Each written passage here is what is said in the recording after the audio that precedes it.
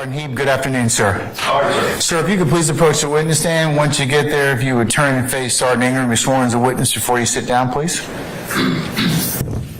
Raise your right hand. You swear firm testimony you give the truth, whole truth, nothing but the truth. I swear. I see. State first and last name. Spell first and last name for the court. Down into the mic. Jonathan Heeb, Jonathanheeb.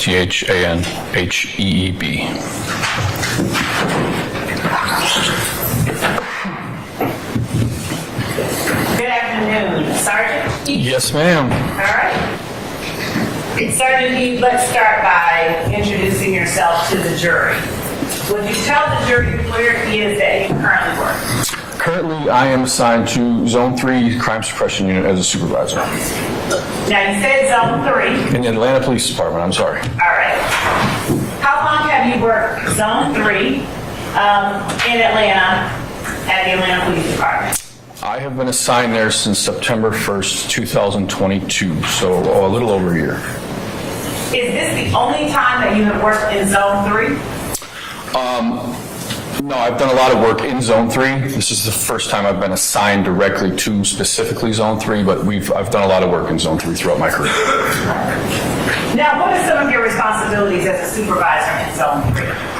Right now, I supervise the crime suppression unit, so our main focus, beyond my normal admin stuff and timekeeping duties, I supervise a small team of individuals, officers that focus primarily on the high crime areas within the zone. Prior to working as a supervisor with Zone 3, what were you assigned to do? I've had several assignments throughout my career. I started in Zone 6, then I went to the Apex unit. I worked in Vice. I was in narcotics. I was assigned as a task force officer to a federal task force for several years. Worked in the drug interdiction unit at the airport for a few more, and then got promoted to sergeant, where I've been in Zone 3 ever since. So let's start back at your first assignment with the APD. When was that? When were you first? I was assigned to Zone 6 Evening Watch around May or June of 2008, I believe. All right. And what was your responsibility there? Just a normal patrolman, answer 911 calls. How long did you stay with Zone 6 before you were moved to Apex? Probably probably less than 3 years. I was probably right at 3 years, maybe a little bit more. I can't exactly remember, but just a couple years, three years, give or take. And with Apex, what areas of the city were you responsible for monitoring? With Apex, we had the whole city. We focused on the higher crime areas of the city, but we had reign over the whole city. And run that back by me. Did you tell us what Apex stood for? Apex stood for Atlanta Proactive Enforcement and Interdiction Unit. When did you leave Apex? I left Apex around 2014. So on August the 23rd of 2013, where were you assigned? I was assigned to the Apex unit. Now, have you been certified as a law enforcement officer by the Peace Officer Standards and Training Council of Georgia? Yes, ma'am, I have. Have you remained certified by post during your entire law enforcement career? I have. Prior to starting with the Atlanta Police Department in Zone 6, what was your background? I came out of the Army. How long did you serve in the Army? 4 years. And did you leave under honorable circumstances? I did. And thank you for that, sir. Yes, ma'am. So going back to August the 23rd of 2013, with Apex, did you work with any other agencies that were responsible for law enforcement besides the Atlanta Police Department? We did. We worked with several. Predominantly, the one we worked with the most was going to be the Department of Corrections, Probation and Parole's officers. Why is that? Because typically the type of violators that we were pursuing regularly were repeat offenders, And we had a lot of greater access to them and their whereabouts and their kind of historical information through probation and parole, obviously because they're so, they interact so frequently. Was there any particular probation or Department of Corrections officer that you worked with at Apex during this time? The one that we worked with most consistently was Officer Viverito. Okay. On August the 23rd of 2013, were you working with Officer Viverito? I was. Would you tell the jury what it was that you were doing in that capacity? So that we were doing a detail to try to apprehend some individuals that had outstanding warrants from probation violation warrants. So outstanding warrants from probation.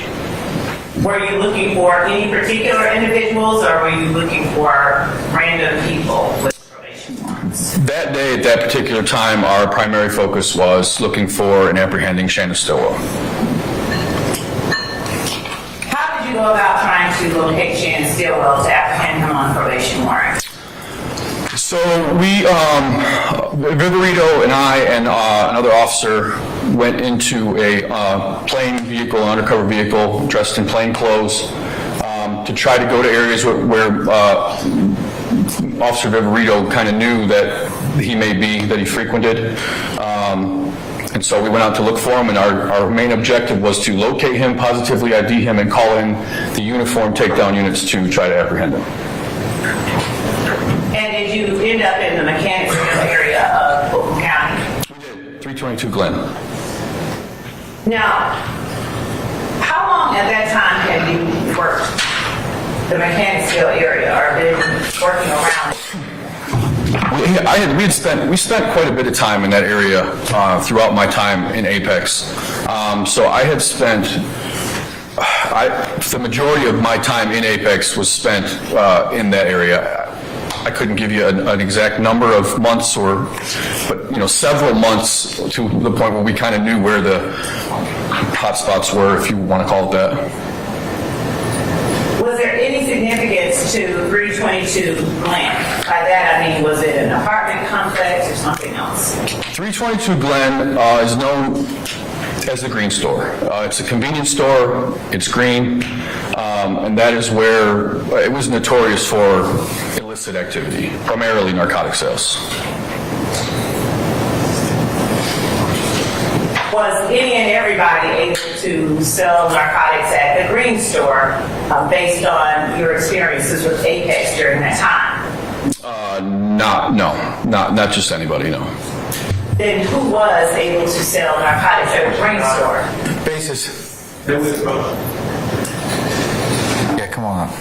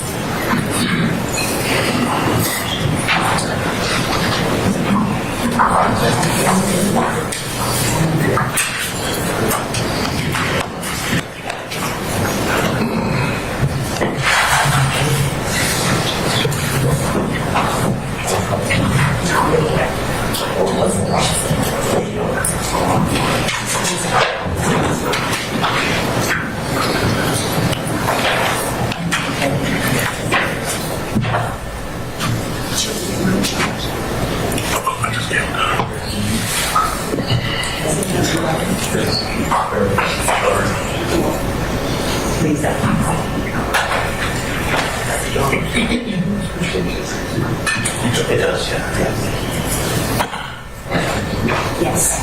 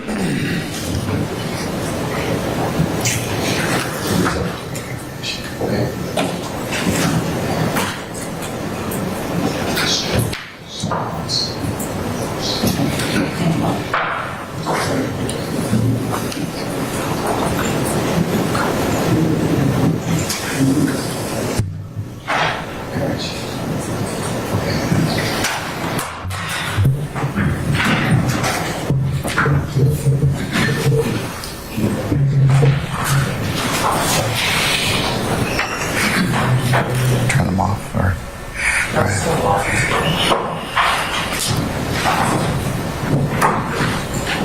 Okay, I've overruled the objection. You may proceed. Thank you, Your Honor.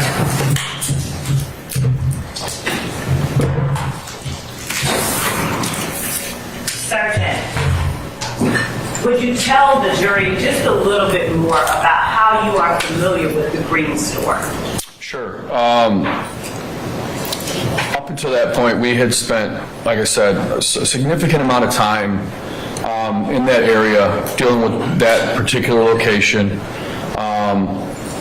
The main reason that we were out there so much was because at the time we were having a lot of crime that the intel suggested was coming from that people that were in that area.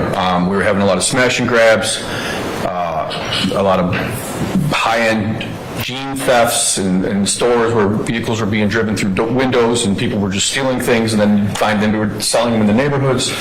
So intel had led us to that particular area, and we were focused on that area for a while.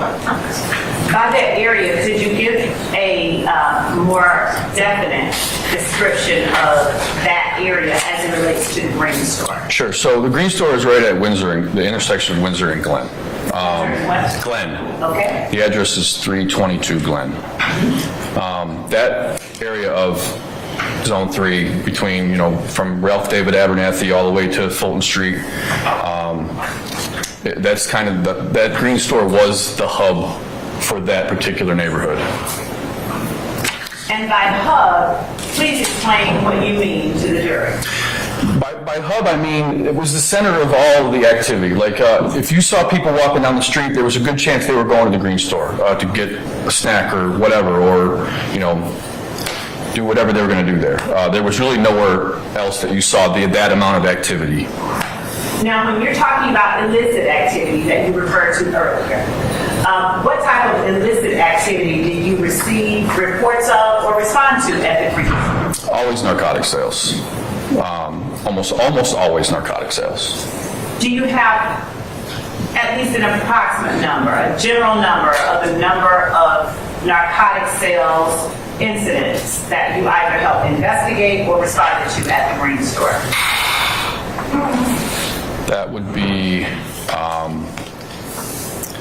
be difficult to quantify. A lot. By a lot, can you give us a number that it is greater than? In the time that I was at Apex, we probably were at the Green Store more than, I don't even know, 20, 30 times, which is a lot for one location. And how long was it that you were at Apex? I think I spent 18 months or so at Apex, give or take. And what types of narcotic sales took place at the Green Store? Marijuana, crack cocaine, those were the two predominant drugs that were being sold at that location. Were you ever in a position to determine who or what was allowed to conduct that type of activity at the Green Store? If you weren't from, it was our understanding and our knowledge that from just talking to people in the street, and obviously, you know, in that arena, we always had Your Honor, Basis. hearsay complication. I'm going to overrule your objection, sir. Okay. So we make a point to try to interact with people within the community, people that maybe we've arrested before and would like to give us information. The word that we had gotten and what we could see was that if you were operating any kind of illegal activity at that location, you had permission to do so, or you were involved with the group that kind of had authority there, for lack of a better word. Were you in a position to know which group kind of had authority there? And that area at the time was primarily 30 deep. And then there was some talks of... Objection, Your Honor. Hearsay. I sustain your objection. Without getting into talks of, did you observe any other groups who appeared to have authority there? 30 deep was the primary for us. So on this particular day, is it that you set out and actually went to the Green Store or 322 Glen in order to find Mr. Stillwell? Yes. All right. Who all went with you? It was myself, Viverito, and Officer Flewellen. We're in an undercover vehicle trying to locate. And then the tactical units, the marked units were Officer Weber, at the time Sergeant Jimenez, and Sergeant Heckenkamp, who were close in the area as well. Okay. Were you all able to locate Shannon Stillwell at that location? Yes, we were. Would you tell the jury what happened? So I was riding, I believe, if I remember correctly, I was riding in the back seat of the vehicle. Viverito, we spotted Stillwell. She was able to say, yes, that's him.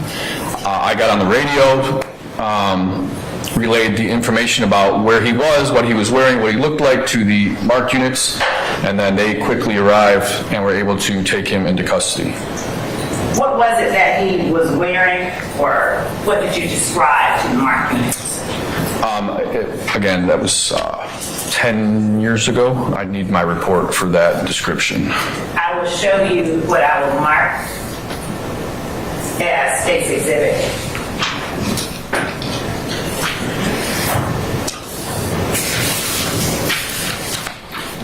(51R) for refreshing your recollection. The report for defense counsel purposes labeled incident number 132352342. You're welcome.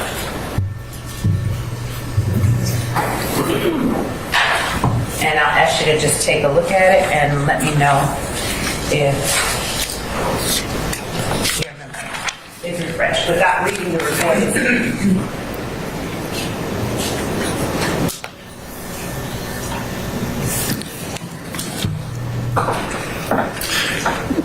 Yeah, So, like I said, basically, as I said, I gave the description. I don't remember exactly the clothes he was wearing. I don't think I have it detailed in here exactly what he was wearing. It would have been given over the radio. Now,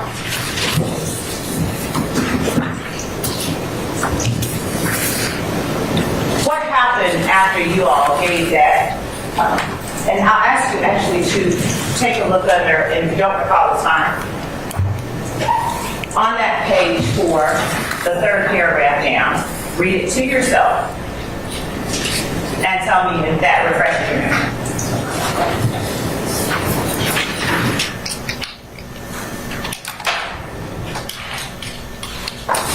Yes. So what was it that you told the tactical units to look out for?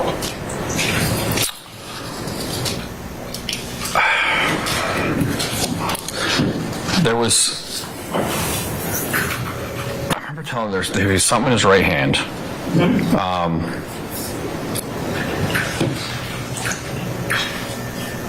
The rest of it is kind of, I don't really remember a whole lot of it. What clothing was he wearing? A red shirt. Okay.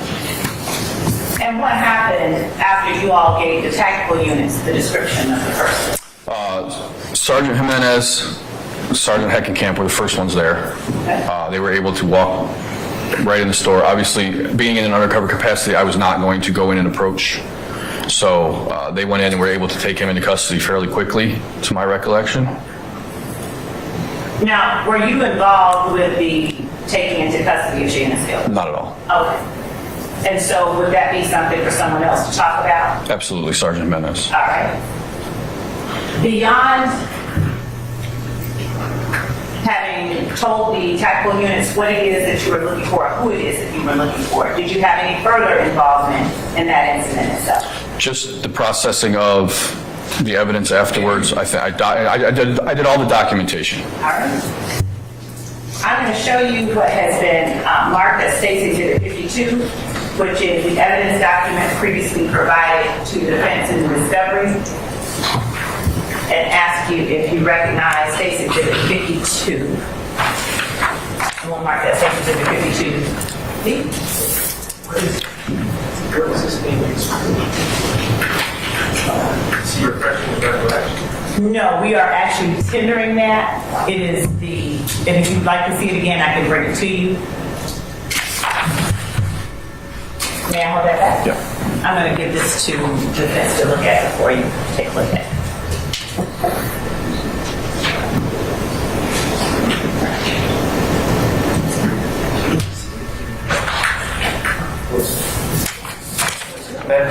Yes, you may.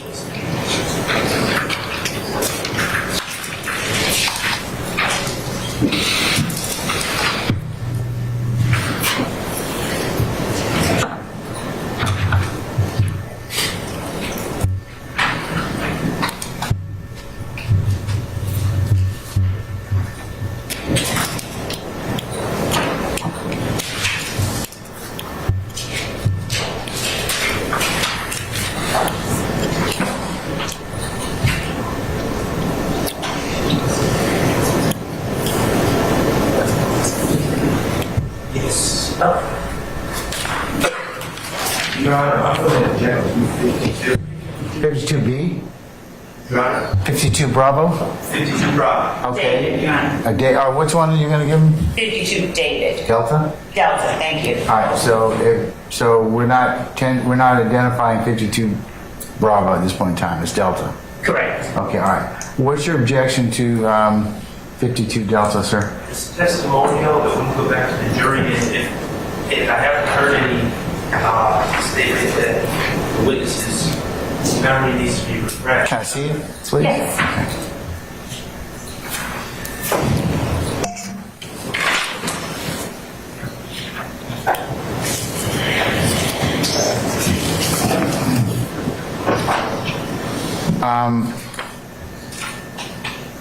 Ms. Love, is some more foundation going to be laid in terms of the items that purportedly on this document? I can do that, sure. All right, why don't you do that first, and then I'll rule on the objection. Christine? Chris? That's all right. There we go. Dual purpose.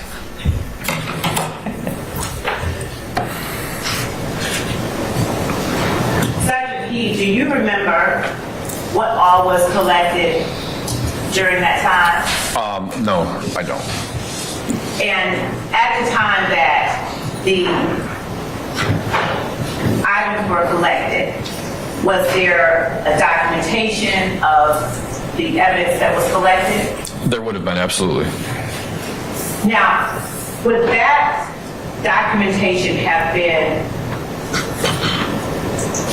reflective of everything that was collected? It should be an itemized list of everything that was turned into property, yes. And is that itemized list stored on any kind of database at the Atlanta Police Department? Yes, our reporting system.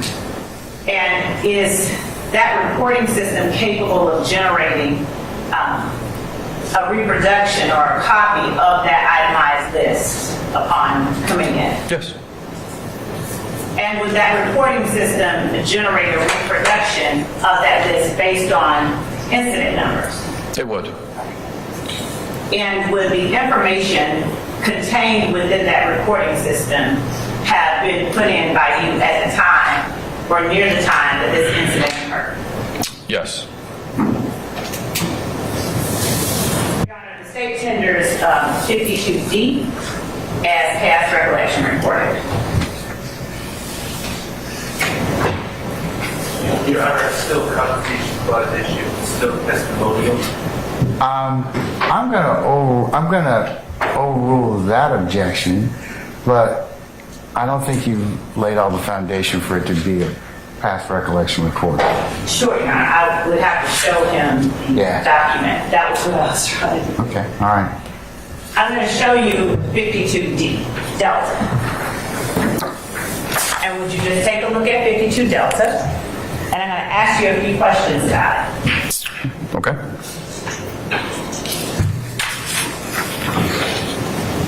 Is 52 Delta reflective of items that were collected in relation to the particular report that you've been speaking to the jury about? Yes, it is. And was 52 Delta generated on a date different than the time it was, in other words, was that report itself printed out this past year? The report was printed out, it appears to be last year, yes. And was that report generated from the reporting system you described to the jury earlier that contains? Your Honor, I'm gonna overrule the objection, Mr. Short.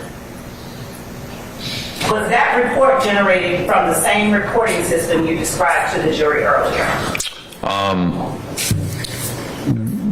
You're speaking of this particular piece of paper? No. Not the print. Right, yes, so all the data that's on this form Yes. Was input on our reporting system on the date of the incident, yes. Okay. And were you the person responsible for inputting that data? Yes. You know, at this point, the state tendered. And does that report accurately reflect the data that you would have input at the time? Yes. Okay. So, Your Honor, the state tenders 52 Delta. All right, any further objections, sir? Still testimonial, and are we saying to go back to the jury or? Your Honor, I don't think that this is the time that we discuss what. I'm not talking about that at this point in time. That's not an issue for me at this point. Would you have any further objection that you want to make as to 51 Delta? I'll decide that issue later. No? Okay, 51 Delta is admitted. Thank you, Your Honor. And for the record, it's pursuant to 24-88035. 52.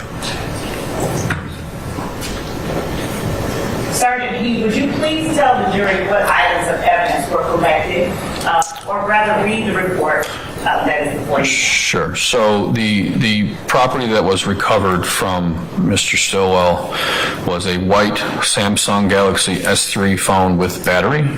That was turned in as evidence. A $1 bill that was turned in as property. A red paisley bandana that was turned in as property. A key ring with 2 house keys that was turned in as property. 1 pair of white Samsung headphones that were turned in as property. 50 individually packaged red plastic baggies containing marijuana that was turned in as evidence. 1 clear plastic baggie containing marijuana was turned in as evidence.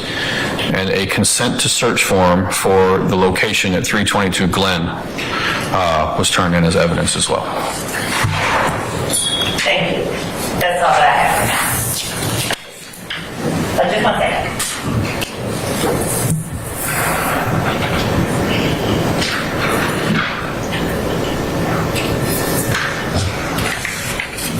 Thank you. Cross, Mr. Sharp.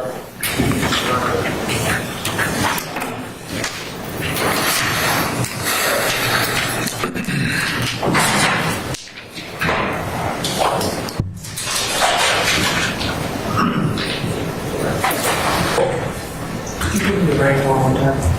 The rank? Sergeant. Sergeant Heat. Good afternoon. My name is Max Shard. I represent Shannon Stillwell. How are you? Hey, great.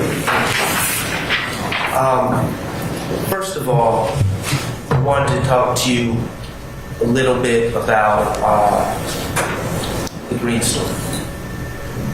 Does the Green Store have, in 2013, again, we're talking 10 years ago now, did the Green Store have surveillance cameras? I do not know. Okay. Do you know if it ever had surveillance cameras in any of the time that you were in that area? I could not tell you for certainty. Okay. In the 20 to 30 times you arrived there, you never asked for surveillance?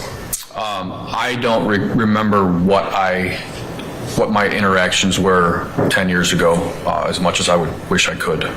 Okay, was this a particularly noteworthy event? In the big scheme of things at the time, no, not particularly. Is it fair to say that you have a very limited recollection of this incident from August 23rd of 2013? It's been 10 years, yes, fair to say. Have you met with the state about this event to prepare your testimony? Briefly.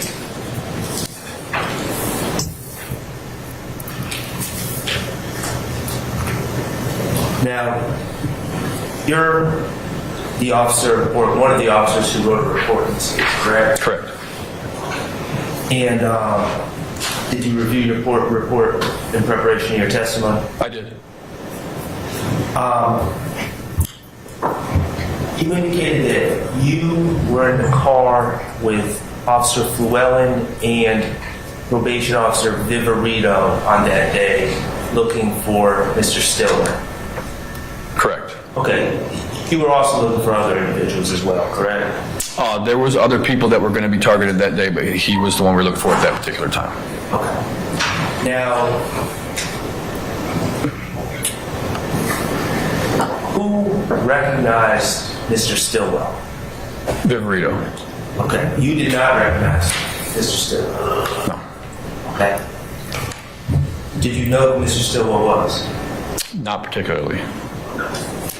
So, as someone that was working in the Apex unit in the Mechanicsville neighborhood very often, on that day, you did not know who you were looking for. You were relying on Probation Officer Viverito, correct? For a specific individual, yes. Now, as part of your report, I want to be very clear. Now, do you have a copy of your report in front of you? I gave it to you. You gave it to me. I gave it to the state. Here you go. Thank you. You're welcome. May I approach? You may, sir. Thank you. I want to be very clear. I am not asking for a specific address. Okay. I don't want you to give me a specific address. Okay. As part of your report, did you note what was listed as the home address of Mr. Stillwell? As part of my report. Let me go through the rest of it. I would draw your attention to the first page. Yep, that's where I'm looking. Yes. Okay? And I'm not asking for a specific address. What general neighborhood was his home address listed as? It'd be hard to tell you without giving the actual location because it's pretty obvious. Would it be in the Thomasville Heights area? That would be what would be on his ID, yes. Okay. And that is not in Mechanicsville, correct? Correct. And it is not in the Cleveland Avenue area. Correct. Okay, it's by the federal penitentiary. Correct.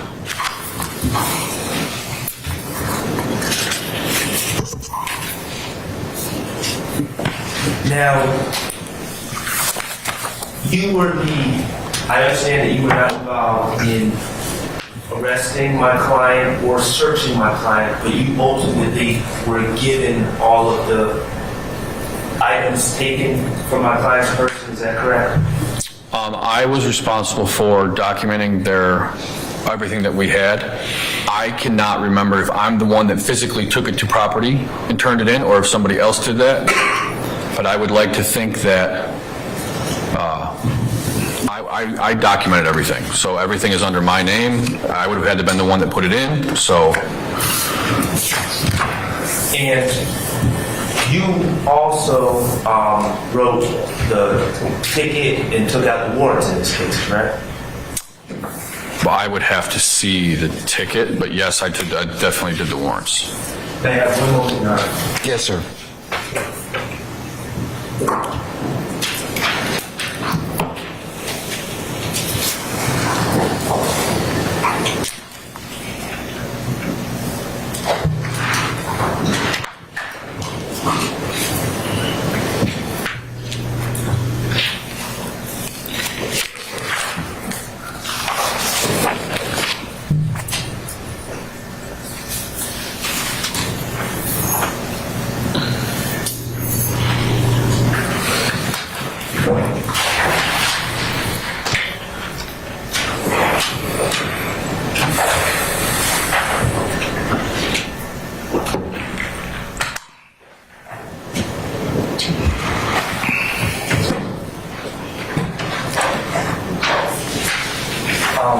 Your Honor, may I approach with 3 documents, and I'm not sure how we're going to do the... You need to identify them for purposes of record unless they're one of the exhibits that the state has already shown the witness. I understand, I'm just not sure of the nomenclature we're going to use with multiple... If you want it to be DS1, DS2, DS3, would that... Yeah, DS would be fine. DS 1, 2, and 3. DS1, 2, and 3. All right. And they will be marked. You'll need to mark them as that right now, so we can tell or we can track the document. So.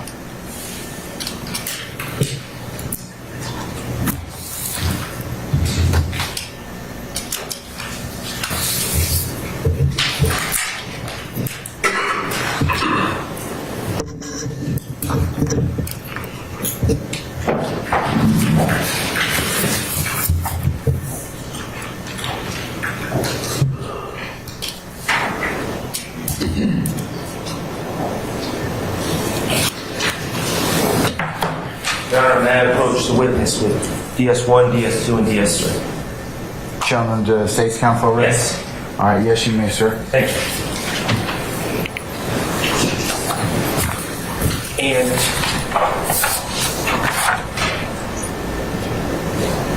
Sergeant, I am going to ask you to look at DS1, 2, and 3. Do you identify those documents?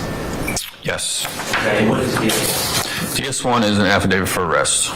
Okay. Is it what? I'm sorry. An affidavit for arrest? Thank you, sir. Filed with the Magistrate Court of Fulton County. And is that essentially an application for an arrest warrant? Yes. And is it for an arrest warrant for charges against Shannon Stillwell from August 23rd of 2013? Yes. Okay, and who applied for those arrest warrants? I did. Okay, what about DSS? Same. Okay, and that's another application for arrest warrant on Shannon Stillwell from that same date? Correct. And you were the applicant? Yes. Okay, what about DSS? This is a copy of an arrest citation. Okay, and this citation is essentially what you give to the individual being arrested, even if they are being arrested on warrant, you give the citation as well? The citation is what we book them into the jail with, or unless it's, like a traffic ticket or a copy of charges, we would give them a copy of it, but yes. Okay, even though there were, I just handed you 3 documents, there were 2 total charges brought against Mr. Stillwell that day, correct? In addition to the probation warrant, yes. Yes. Fair enough. Now, you are the individual, would you agree after reviewing those documents that you were the individual that sought the arrest warrants on Mr. Stillwell? Yes. Okay. Were you the individual that made the charging decisions on Mr. Stillwell and what was appropriate to charge him with for these crimes? Yes. Okay. And for these crimes, what did you charge Mr. Stillwell with?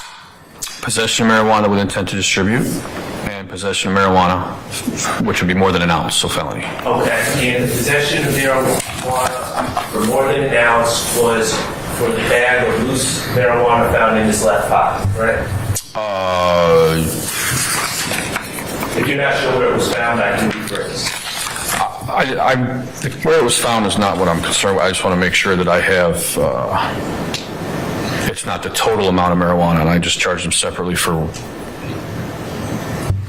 yes. Okay, and the possession with intent to distribute marijuana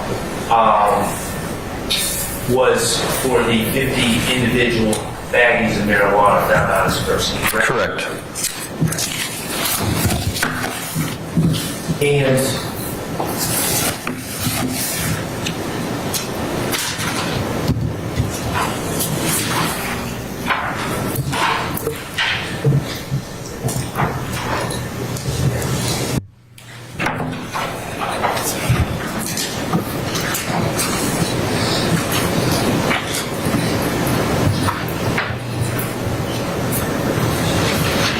Your Honor,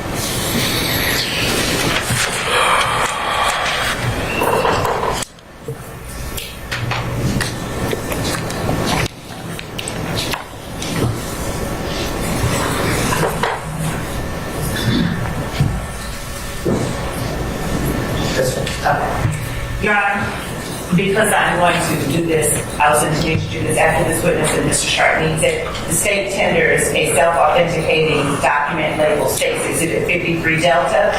It is the certified copy of the defendant Shannon Stillwell's conviction for possession of marijuana with intent to distribute. All right, any objection, Mr. Stark? no objection, Your Honor. Your Honor, under a State versus Jefferson, I would like a limiting instruction. I emailed down for those. If that doesn't apply to Mr. Wood. Yeah. I'd watch Your Honor for Mr. Huey. All right.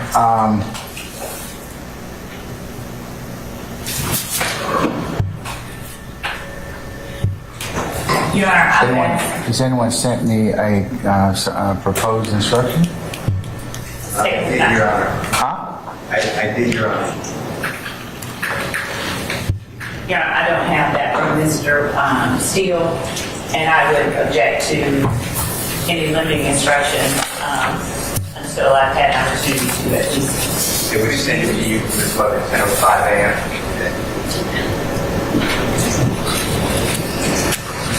I've not had an opportunity to review that, Your Honor. And I would ask that the court, it is a certified document, I would ask that the court admit the document, and the court will, of course, instruct the jury at the conclusion of the case. Hold on, Ms. Law.